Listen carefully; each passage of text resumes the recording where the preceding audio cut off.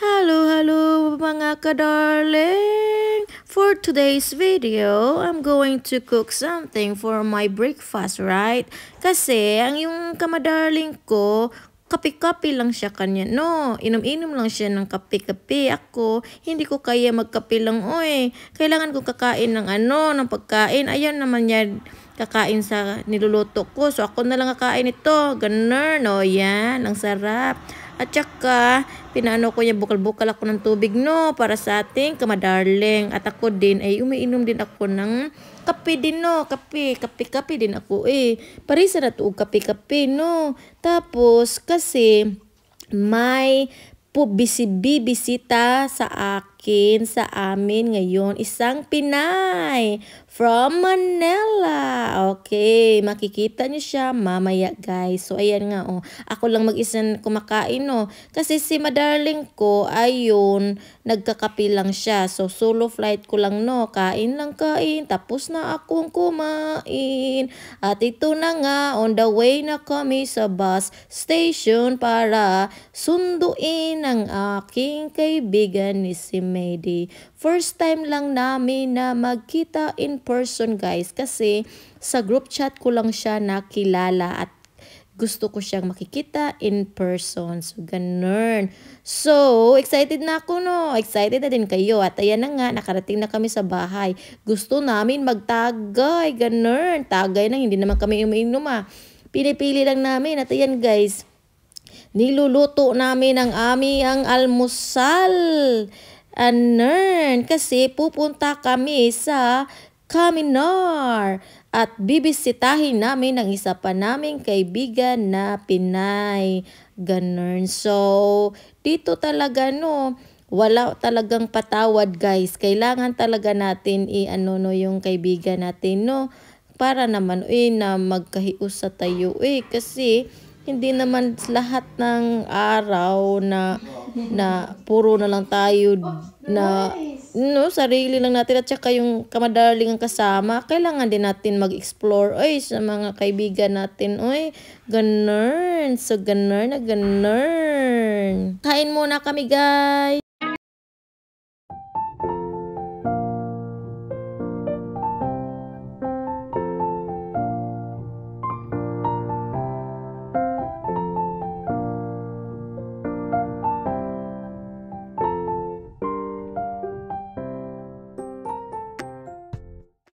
At ito na nga, guys, papunta na kami sa Caminar para puntahan ang aming kaibigan na si Mia. Right. Mapasabak na tayo sa Tagalog. Ganun, kasi ako lang ang Bisaya, no? Kaya, ganun. Ang happy ko talaga, guys, na makaano ako ng mga kaibigan na mga Pinay, no? Kasi boring talaga ang life, no? Pag wala kang mga friends. So, kailangan talaga natin na maghalubilo sa mga Pinay dito sa Bulgaria, guys. Ayun. Para akong na naging nabuhayan na may mga Pinay dito na nakilala ko. Ganun. At ito na nga, tapos na kaming kumakain, umuwi na kami para mag-relax na naman kami. Kasi pupunta pa kami sa ibang lugar. Ganun. At bago kami umuwi, guys, dito kami sa Market Burgas. Ayun. Parang nasa Pilipinas lang tayo, no? Ang ganda-ganda. Ganun. Ayan, no? Wala silang paki, no? Na nagvi-video lang ako at tapos na ganyan-ganyan pa, nagdupa-dupa pa. Ang daming mga mga isda. Ganun. Marami talaga, no? Pag makapunta dito yung mama at papa ko, guys, siguradong mapapasarap sila sa mga isda dito, no? Kasi bibilhan naman namin sila. Tsaka may mga pork dyan, oh. Ganun. Ang ganda-ganda, guys. So, yan talaga, napasubok ako, no? Ako, ano kaya ang pipiliin ko na isda dyan? Paano ko lulutuin?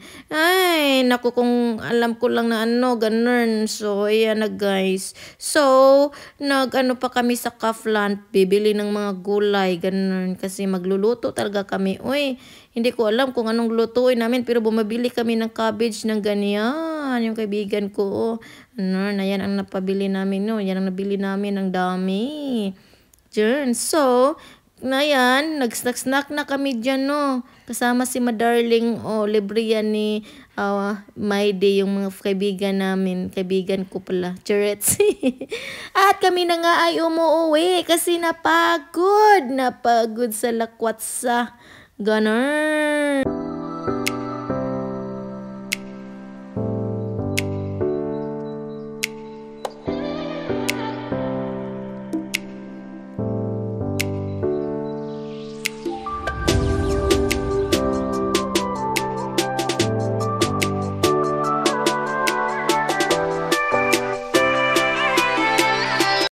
So here we are now going to Aitos, Bulgaria.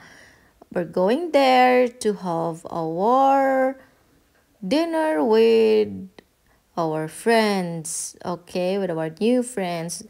Alam nyo na yung British nakapangasawa ng Bulgarian, so pupunta kami doon.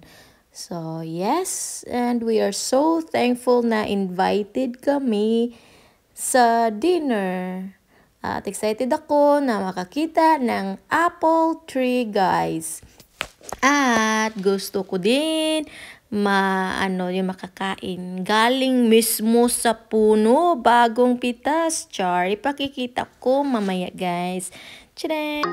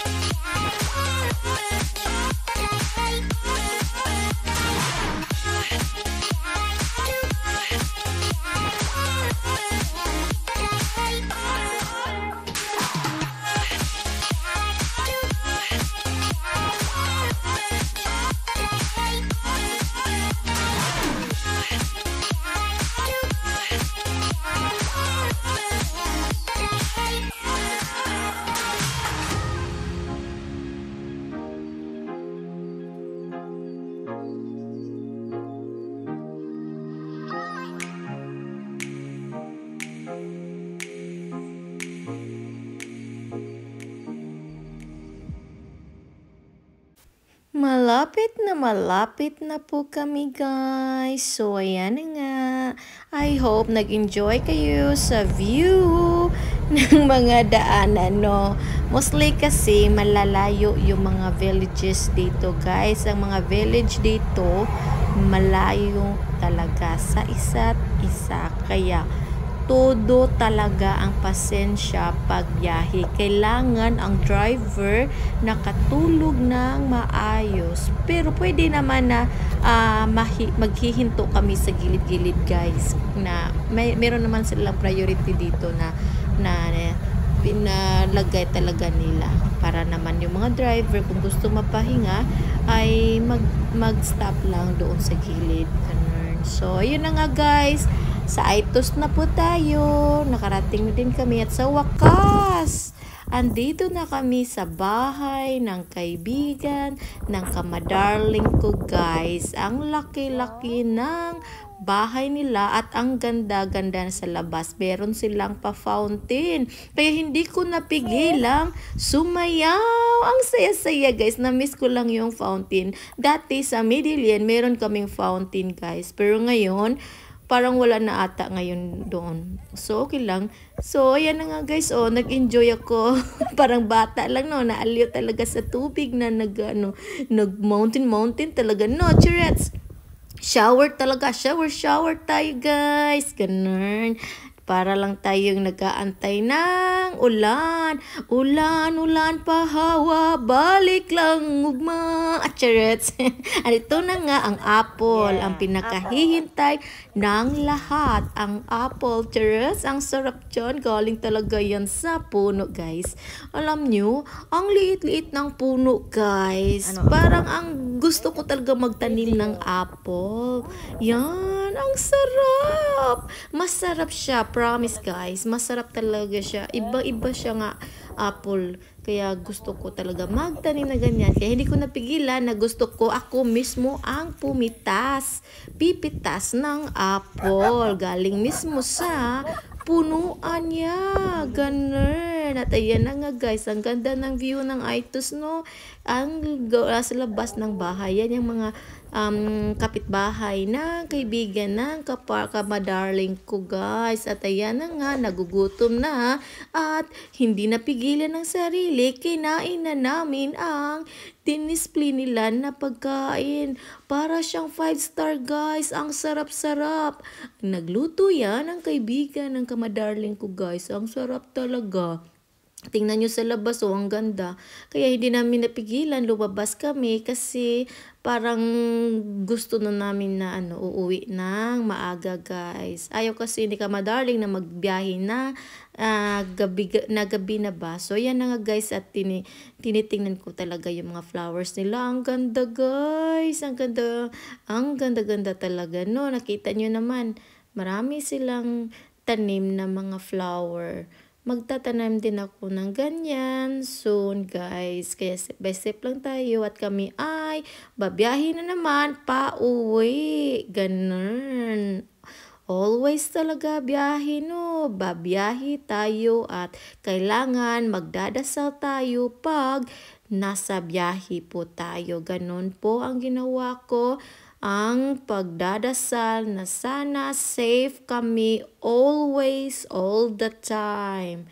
Thank you Lord God na safe kami always.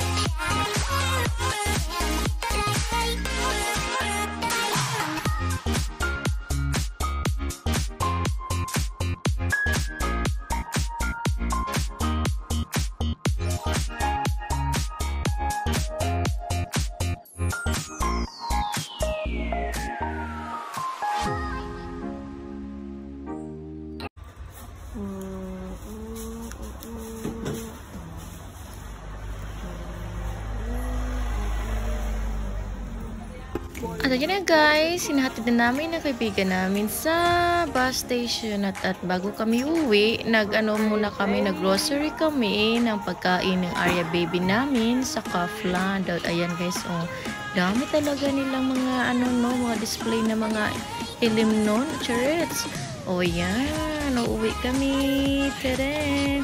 Namimiss ko tuloy ang kaibigan ko na si Maydi guys. Uy, 2 weeks din siya nagstay sa amin. Ay nako, bumalik na siya sa Spain guys. Ando na siya malayong malayo na dito sa Bulgaria. Ay Maydi, namimiss kita.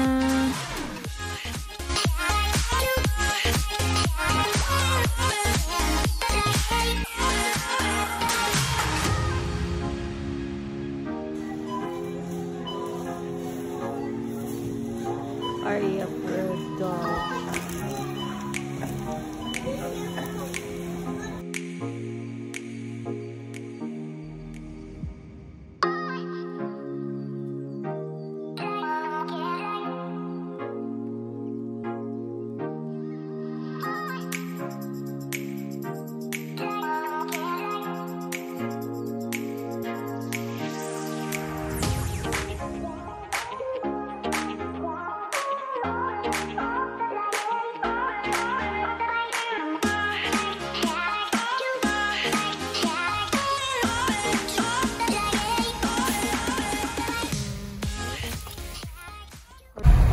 Ito na nga guys, pauwi na kami sa bahay namin ng mga darling ko guys.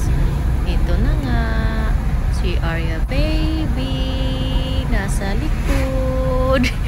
Kawawang kawawa naman to, napagod.